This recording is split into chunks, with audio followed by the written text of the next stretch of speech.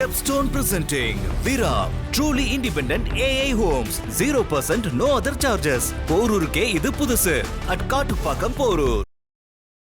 கடந்த ஒரு வருடங்களாகவே இபிஎஸ் நடைமுறைகள் மாறிவிட்டது. அதிகமாக ஆக்குரல் எல்லாம் பார்க்கிறேன். மு.க. ஸ்டாலினை கண்டிப்பாக கண்ணில் விரல் கொடுத்து ஆட்டக்கூடிய அளவிற்கு எடப்பாடி பழனிசாமியுடைய ஒரு பழைய அரசியல் வாழ்க்கை நடைபயணம் இருக்கிறது. அயலுறவுத்துறை அமைச்சர் டாக்டர் ஜெய்சங்கரை சந்தித்த போது கூட இதே கருத்தை தானே தெரிவித்திருக்கிறார் கனிமொழி. அவனு தவறாக சொல்லவில்லையே, அன்புதான் மொழி என்று சொல்லுகிறார். அது திராவிட முன்னேற்ற கழக எம்பிக்களுக்கும் எம்எல்ஏக்களுக்கும் ஒரு புகைச்சலாக இருந்தாலும் எரிச்சலாக இருந்தாலும்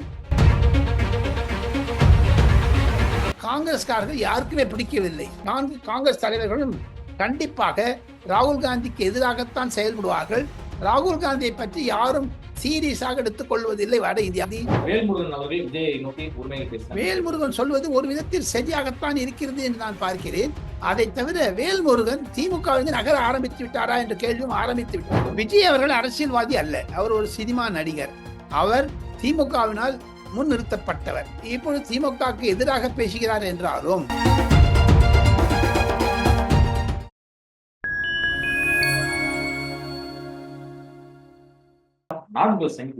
சிறப்பு நிகழ்ச்சிகள் நம்மோடு இருந்திருக்கிறார் மதிப்பிற்குரிய மூத்த பத்திரிகையாளர் திரு டெல்லி ராஜகோபாலன் அவர்கள். வணக்கம் சார்.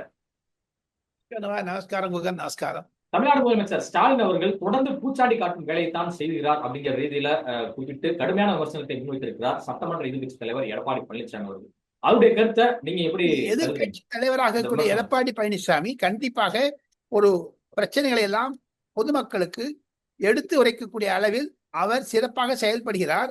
இதே எதிர்வாவதற்கு முன்னதாக எதிர்கட்சிகள் என்றால் என்ன, அபிலா செய்யும் அரசியல் தான் செய்வார்கள், அரசியலா செய்யும் அறிவில் தான் செய்வார்கள் என்றெல்லாம் குழப்பி விட்டார். மு.க. ஸ்டாலினுக்கு அதே பாஷையில், மு.க. ஸ்டாலினுக்கு அதே தோரணையில் எடப்பாடி பழனிசாமி பதில் சொல்லுவது மிக மிக சிறந்ததாகத்தான் இருக்கிறது. எடப்பாடி பழனிசாமி எடுத்துக்கொண்ட கொள்கைகள் எல்லாம் தமிழக மக்களுடைய பிரச்சனையை எதிரொலிக்கிறார் என்று தான் சில விமர்சகர்கள் கருதுகிறார்கள். குகன், தமிழ்நாட்டு மக்கள் உண்மையில் டீலிமிட்டேஷன் குறித்தும் அதே சமயம் இந்த திணிப்பு குறித்தும் அவங்க ஒரு சரியான மனநிலையில இருக்காங்க.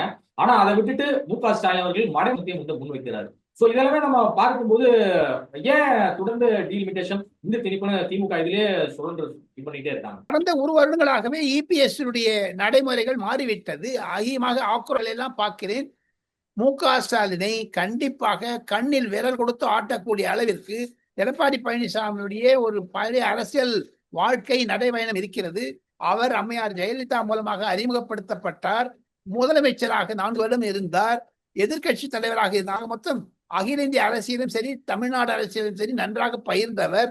அவர் சொல்லுவதில் கண்டிப்பாக அர்த்தம் இருக்கும். மு.க. ஸ்டாலினை அவர் ஆலோசிப்பது ஒரு ஜனநாயகத்தினுடைய சிறப்பு அம்சமாகத்தான் நான் கருதுகிறேன். இந்தியாவின் தேசிய மொழி எது என கேட்ட ஸ்பெயின் நாட்டு பிரதிநிதிகளுக்கு திமுக மக்களவை உறுப்பினர் கனிமொழி அவர்கள் வேற்றுமையில் ஒற்றுமை காண்பதே இந்தியாவின் நிலைப்பாடு அப்படிங்கிறத குறிப்பிட்டு வராங்க. அவருடைய கருத்தை ஒரு மூத்த பத்திரிகையாளரை எப்படி பாக்குறீங்க? ஸ்பெயின்ல போய் பேசின விஷயத்த வாழ்த்துப்பட வேண்டியது தானே. அது தப்பான்னு சொல்லலையே. அந்த அம்மா இந்தியன் சொல்லலையே தவிர தமிழ்னு சொல்லலையே, ஆங்கிலம் என்று சொல்லவில்லையே. அந்த கேள்வியை கடந்து போனார் என்றாலும் தாங்கள் கனிமொழியுடைய பேச்சை எடுத்த கனிமொழியுடைய ஸ்பெயின் விசிட்டை பற்றி அதிகமாக தொலைக்காட்சியில் காண்பிக்கவில்லை. அது திமுக அரசாங்கத்துடைய அழுத்தமா அல்லது மு.க. ஸ்டாலினுடைய அழுத்தமா என்றெல்லாம் தெரியவில்லை. தப்பு ஒண்ணும் கிடையாது, ரைட்டா தானே சொன்னாங்க. அவங்க தப்பா சொல்லலையே, அதைத்தானே வரவேற்றிருக்கிறார்கள்.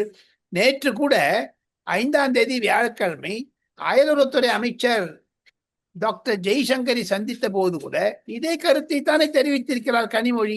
அவனு தவறாக சொல்லவில்லையே, அன்புதான் மொழி என்று சொல்லுகிறார்.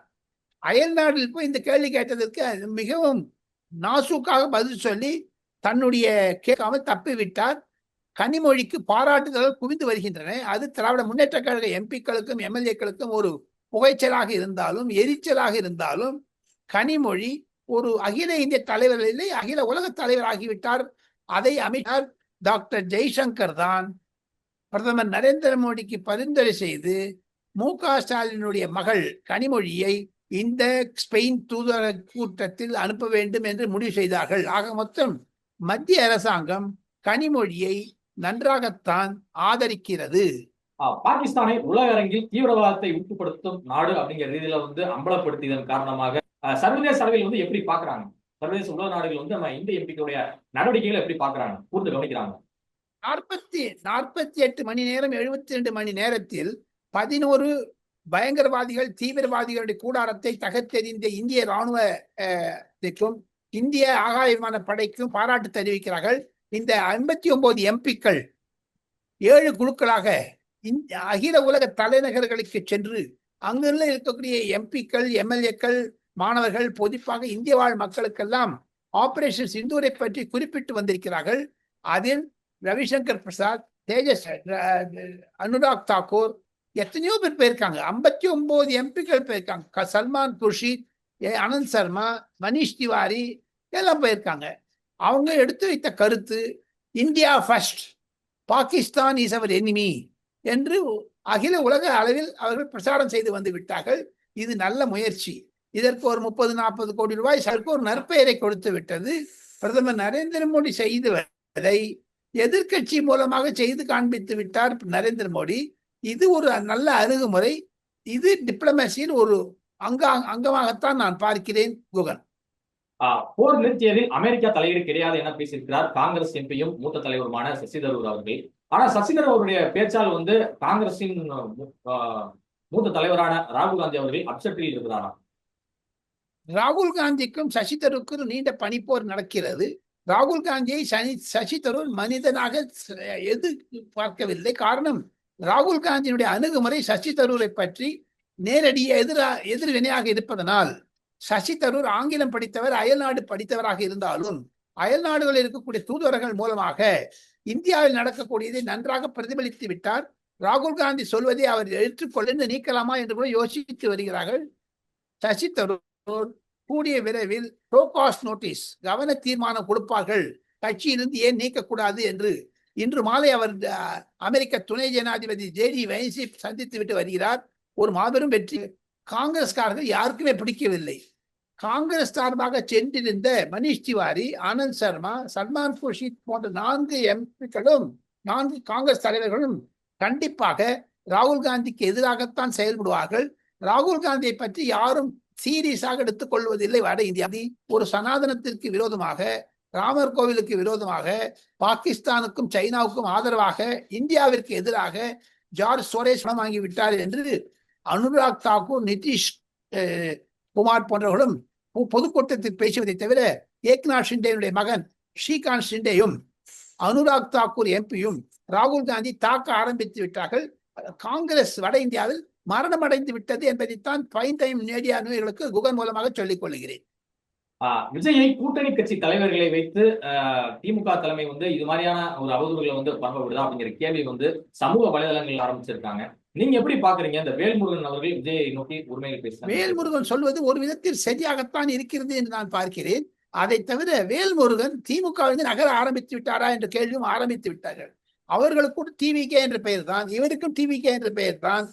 பார்க்க போனால் வேல்முருகனுடைய பேச்சு திமுகவிற்கு எதிர்த்தே பேசுகிறார். ஒருவேளை அவர் அதிமுக பக்கம் போனாலும் ஆச்சரியப்படுவதற்கில்லை. தமிழகத்தில் இருக்கக்கூடிய திமுக என்றாலும் வேல்முருகன் போன்றவருடைய பேச்சு, செல்வ பெருந்தகை போன்றவருடைய பேச்சு, கம்யூனிஸ்ட் கட்சியினுடைய தலைவர்கள் பேச்சு, ஏன் டாஸ்மார்க் விஷயத்தில் அவர்கள் வாய் திறக்காமல் இருக்கிறார்கள்? காங்கிரஸ் கட்சி மீது அடிக்கடி அண்ணாமலை சொல்லக்கூடிய செல்வ பெருந்தகை மீது இருக்கக்கூடிய புகார்கள் பற்றி செல்வ பெருந்தகை ஏன் வாயடைத்து இருக்கிறார்? அவர் பேச வேண்டும். சோ ஆக மொத்தம் தமிழ் வெற்றி கழகத்தை பற்றி நிந்தக்கூடிய வேல்முருகனுக்கு அதிகாரம் இருக்கிறது, சுதந்திரம் இருக்கிறது.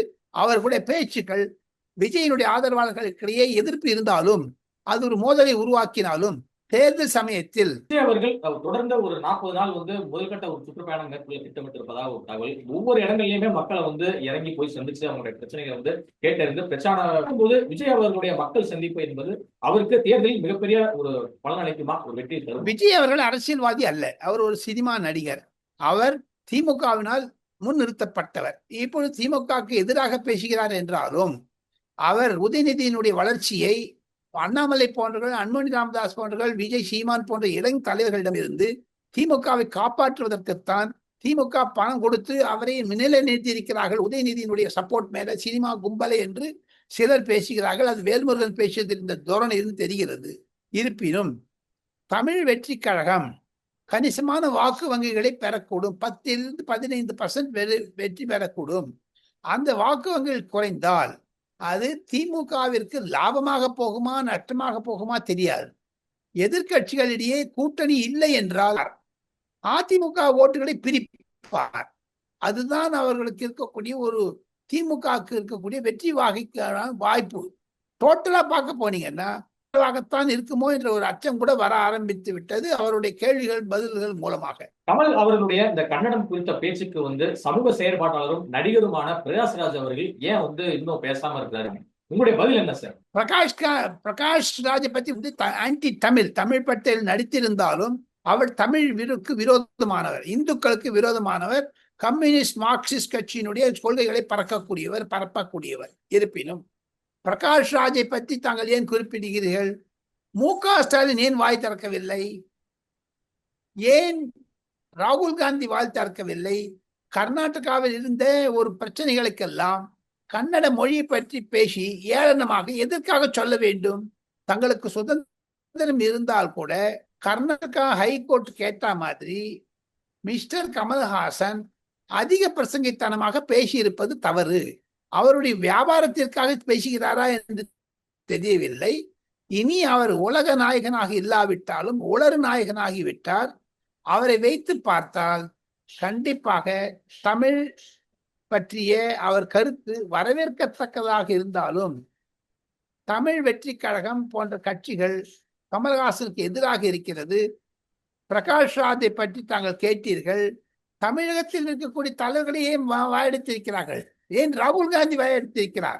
அதை பற்றி பேச வேண்டுமே. திமுக தரப்பில் வந்து என்ன சொல்றாங்கன்னா, பாஜகவுடைய பி டீம் தான் வந்து விஜய் அப்படின்னு குறிப்பிடுறாங்க. 2026 பாஜக கூட்டணியில் நிச்சயமாக விஜய் வந்து வருவார், அதுல போய் ஐக்கியமாவார் அப்படிங்கிறதுல திமுக தரப்பில் நிறைய சொல்லப்பட்டு வருது. உங்களுடைய பார்வை என்ன சார்? அப்படி இருந்து நடக்க வாய்ப்பு இருக்கா? தமிழகத்தில் பாரதிய ஜனதா கட்சியை பற்றி எல்லா கட்சிகளும் பேச ஆரம்பித்து விட்டது. கடந்த 5 ஆண்டுகளாக அது பேசாது இருப்பது. தமிழகத்தில் மத்திய அரசாங்கத்தில் 11 வருடங்கள் நரேந்திர மோடி ஆட்சி புரிந்ததனால் தமிழகத்திற்கு நல்ல 2 லட்சம் கோடி ரூபாய் அளவிற்கு அவர் உதவி செய்ததாலும் அண்ணாமலையுடைய எண்மண் மக்கள் யாத்திரை மூலமாகவும் அண்ணாமலையுடைய பாப்புலாரிட்டி மூலமாகவும் தமிழகத்தில் பாஜக வளர்ந்திருக்கிறது. அதற்காகத்தான் திமுக தாவேகாவை பற்றி சொல்லும், பாஜகவினுடைய பி டீம் என்று, தாவேகா பிஜேபியினுடைய ஆதரவு திமுகவிற்கு இருக்கிறது என்று சொல்லும். இதையெல்லாம் வைத்து பார்த்தால் ஒரு மைய புள்ளியில் பாஜக வளர்ந்து விட்டதைத்தான் இது குறிக்கிறது. பைன் டைம் மீடியாக்களுக்கு குகன் மூலமாக அதைத்தான் நான் சொல்லுவேன். தமிழக வெற்றி கழகம் கண்டிப்பாக அது ஒரு anti BJP, anti Hindu, bro DMK என்று தான் சொல்லுகிறார்கள். இதுவரை உங்கள் பல்வேறு கருத்துக்களை பகிர்ந்தமைக்கு நன்றி சார்.